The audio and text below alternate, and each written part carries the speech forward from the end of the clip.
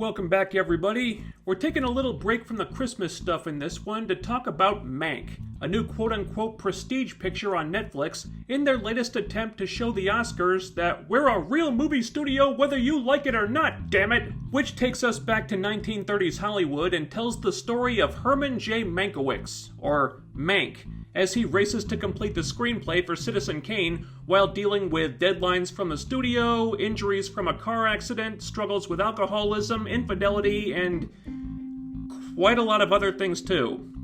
For such a simple story, this film is surprisingly busy. To tell the truth, I wasn't sure if I was going to do this review at first. After I watched Mank, I said to myself, I'm not even sure what to say about this thing. It took me a day or two to get my head around it, because I felt like a lot of what was going on in the movie was just not registering with me, so it was hard to really form an opinion, and I think it may be that way for a lot of people. The simplest way I can put it is this.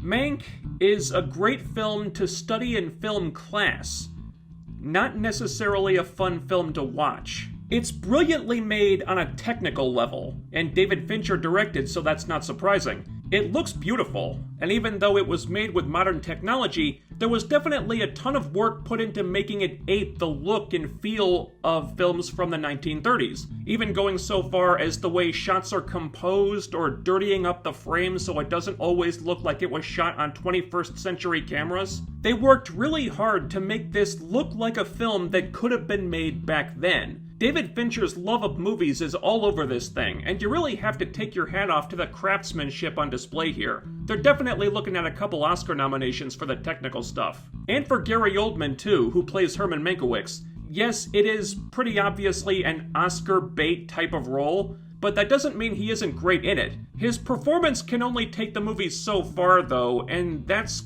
kind of where my issues begin. We're on Gary Oldman for the whole movie, and he's more than able to carry it, but Mank is bedridden for a big chunk of it due to a recent car accident, and he's also drinking heavily and dealing with marital problems, which means the movie can be slow and kind of depressing at times. A lot of it is just Mank drunkenly talking to people, and as good as Gary Oldman is, you kind of want something else to happen just to inject some energy and life into this thing. And they try to do that.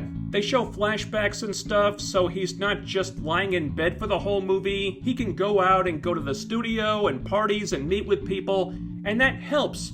But it also makes the movie feel unfocused, because as much as the story is about Mank trying to write a screenplay, it's also about a ton of other stuff that doesn't seem to be directly related to that, like Mank having a gambling problem, and people being concerned about the studio possibly moving to Florida, and a lot of studio employees having to take pay cuts, and an upcoming election that Mank's movie buddies are getting involved with by making propaganda films, and so on and so on. And I get it, it's a biographical piece, and I guess all these things were happening around that time, but as the story tried to cover all these different bases, I started to wonder what the movie was really supposed to be about. It wasn't clear to me how so many of these other things related to the making of Citizen Kane, or to Mank for that matter. And unfortunately, the writing doesn't help clarify this much. There's a lot of dialogue that contains old-timey speech patterns and references to various people and places and events that,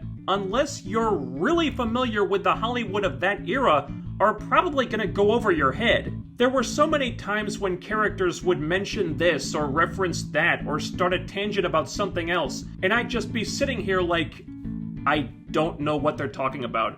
Did I miss something? Do I have to go back and watch the scene again? I have no idea. I'd honestly need a book on film history to look all this stuff up, which is why I felt so confused a lot of the time, because there was so much context for all the things that were happening and that characters were talking about that I knew I wasn't getting. Not that I didn't appreciate it, the information just wouldn't compute.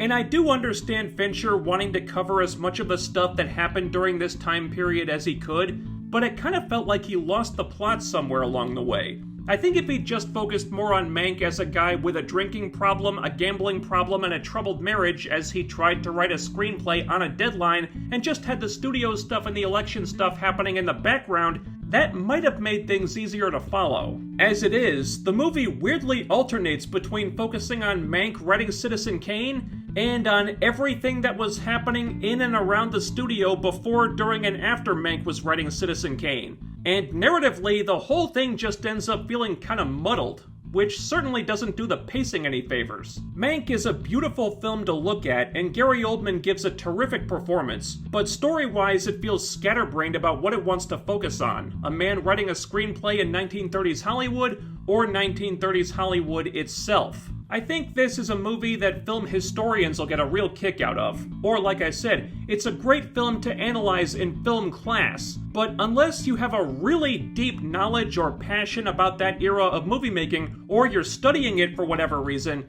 you may end up feeling confused or even bored by this, I'm sorry to say. So that was Mank. Just a short review for this one because, again, it's difficult to nail down my concrete opinion of it. I want to call it a good movie, but it's not one that I really enjoyed watching or have much desire to watch again. It took me a while to even decide how I felt about it, so I say, if you're gonna watch it for the technical aspects, but if you're really interested in 1930s Hollywood or in the making of Citizen Kane, I'm sure there are plenty of books out there that'll tell you what you want to know more clearly than this movie does. Let me know what you thought about Mank down below. Ding that bell icon and follow me on social media so you'll always be notified when I upload new stuff. The link is down there. And don't forget to like, share, subscribe, and make sure you're still subscribed, because the only thing more difficult than writing Citizen Kane is trying to fight back the YouTube algorithm. That's all for now, but I'll be back with more videos very soon. So stay tuned for that, do all the YouTube things, and I'll see you next time.